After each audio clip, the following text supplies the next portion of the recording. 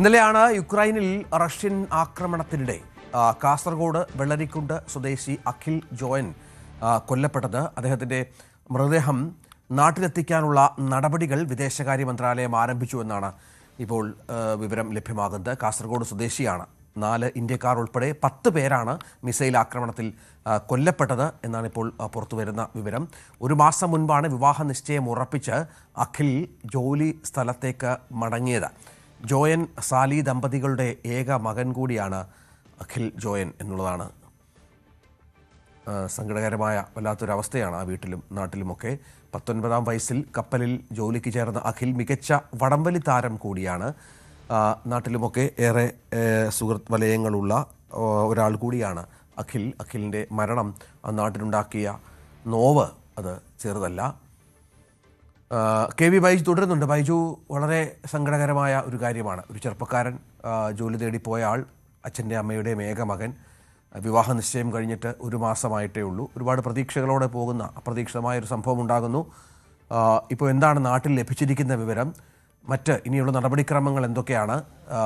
ഇതുമായി ബന്ധപ്പെട്ട് Indian embassy അധികൃതരോ അങ്ങനെ കേന്ദ്രത്തിൽ നിന്നോ ഉദ്യോഗസ്ഥരൊക്കെ ആരെങ്കിലും നാട്ടിൽ ബന്ധപ്പെട്ടിരുന്നോ? ഈ കപ്പൽ ഉടമകളും മറ്റും ഉണ്ടാകുമല്ലോ, ഷിപ്പിംഗ് കമ്പനി ഉടമകളും, അവരുടെ എന്തെങ്കിലും വിളികളോ മറ്റ് നടപടിക്രമങ്ങളുടെ കാര്യത്തിലോ വ്യക്തത വന്നിട്ടുണ്ടോ?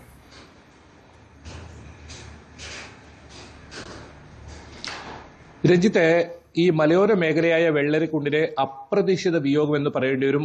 മാത്രമല്ല, ആ നാട്ടിലാകെ പ്രിയപ്പെട്ട ഒരാളായിരുന്നു അഖിൽ. മാത്രമല്ല, ഈ വീട്ടുകാരുടെ ഏക അത്താണി കൂടിയാണ്. വളരെ സാധാരണപ്പെട്ട കുടുംബത്തിൽ ഉള്ള ഒരാളാണ് അഖിൽ. അതായത് പിതാവ് അഖിൽ ഇങ്ങനെ ഒരു ചിറ്റാരിക്കാലിലെ ഒരു സ്ഥാപനത്തിൽ സെയിൽസ് മാനാണ്. അതോടൊപ്പം ഈ അമ്മ ഒരു ബാങ്കിന്റെ പിഗ്മി കളക്ഷൻ. അങ്ങനെ വളരെ സാധാരണപ്പെട്ട ഒരു കുടുംബത്തിൽപ്പെട്ട ആളാണ് അഖിൽ. കഴിഞ്ഞ മാസമാണ് വലിയ പ്രതീക്ഷയോടുകൂടി നാട്ടിലെത്തുന്നതും പിന്നീട് വിവാഹം ഉറപ്പിക്കുന്നതും അവിടെ തന്നെയുള്ള ഒരു പെൺകുട്ടിയുമായി വിവാഹം ഉറപ്പിക്കുന്നതും വളരെ സന്തോഷത്തോടുകൂടി തിരിച്ച് ജോലിക്ക് കയറുന്നതും. ഇതിനിടയിലാണ് ഇന്നലെ ഉച്ചയോടുകൂടി വീട്ടിൽ ആ ദുഃഖകരമായ വാർത്ത എത്തുന്നത്. ഇങ്ങനെ ഒഡേസ തീരത്ത് യുക്രൈൻ റഷ്യ ആക്രമണത്തിനിടെ കൊല്ലപ്പെട്ടു എന്ന വിവരം. 10 പേരാണ് ഈ ഒരു ആക്രമണത്തിൽ കൊല്ലപ്പെട്ടത്. 4 ഇന്ത്യക്കാരാണ് ഇതിലുണ്ടായിരുന്നത്. ഈ സിറിയ ഇന്ത്യ പൗരന്മാരായിരുന്നു ഉണ്ടായിരുന്നത് ഈ ഒരു കപ്പലിൽ. മുംബൈ ആസ്ഥാനമായ കപ്പലാണിത്. ഈ ഗോൾഡൻ ലിയോ എന്ന് പറയുന്ന കപ്പലിന് നേരെയായിരുന്നു 3 മിസൈലുകളാണ് ഇത്തരത്തിൽ പതിച്ചത്. അതിൽ 2 മിസൈലുകൾ ഇതിന്റെ അകത്ത് പൊട്ടിത്തെറിക്കായിരുന്നു. അങ്ങനെ വലിയ തോതിലുള്ള ഒരു അപകടം. ഇതേത് ചരക്ക് കപ്പലാണ്. ഇന്ത്യ ഇതിൽ ശക്തമായ പ്രതിഷേധം അറിയിച്ചിട്ടുണ്ട്. കാരണം ചരക്ക് കപ്പലിന് നേരെ ആക്രമണം നടത്തുന്നത് അത് വലിയ തോതിലുള്ള പ്രത്യാഘാതം ഭാവിയിൽ ഉണ്ടാക്കുമെന്ന് ഇന്ത്യ ഏതായാലും അറിയിച്ചിട്ടുണ്ട്. ഏതായാലും ഈ മൃതദേഹം ഇപ്പോൾ തിരിച്ചറിഞ്ഞിട്ടുണ്ട്.